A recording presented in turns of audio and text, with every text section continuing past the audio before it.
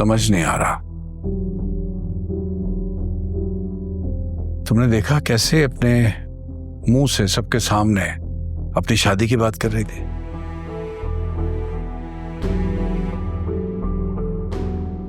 हाँ, वो ये भी कह रही थी कि वो शादी से रजामंद है, और फिर उसने ये भी कहा कि वो आपकी खुशी में खुश है। नहीं जानती, तुमने देखे नहीं अभी वो मैसेजेस जो उसके फोन पे आते हैं? ऐसी नहीं है।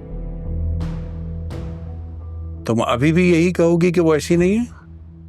ये सब कुछ अपनी आंखों से देखने के बाद भी तुमने देखा नहीं था कैसे कैसे अपनी फूफी से और रक्षी से बात कर रही थी? और फिर उनसे कह रही थी, जब मैंने कहा माफी मांगो तो कहने लगी बाबा के कहने पे माफी मांग लेती हूं। यानी उसका माफी मांगने का कोई इरादा नहीं था। हाँ, मुझे भी समझ नहीं आए।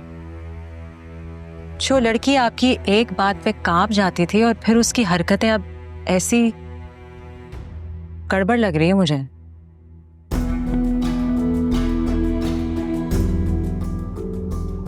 संजीदा भी क्या ऐसे ही थी?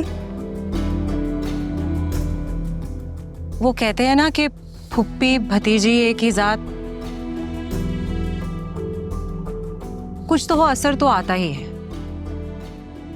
होता है असर, क्यों नहीं होगा, ब्लड है एक दूसरे का। लेकिन तरबियत अक्सर इस असर को जायल कर देती है, और तरबियत तुमने की है उसकी। पैदा नहीं किया उसे मैंने, पाला है। और कभी आपने अपने सुलूक पे गौर किया है?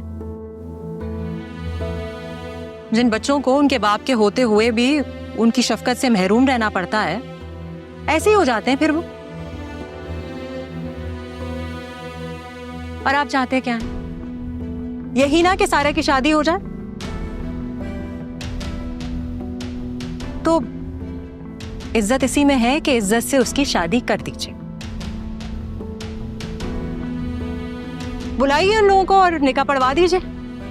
मैं तो तंग आ चुकी हूं। और ये बात मैं बहुत सोच समझ के कह रही हूं आपसे मजहर।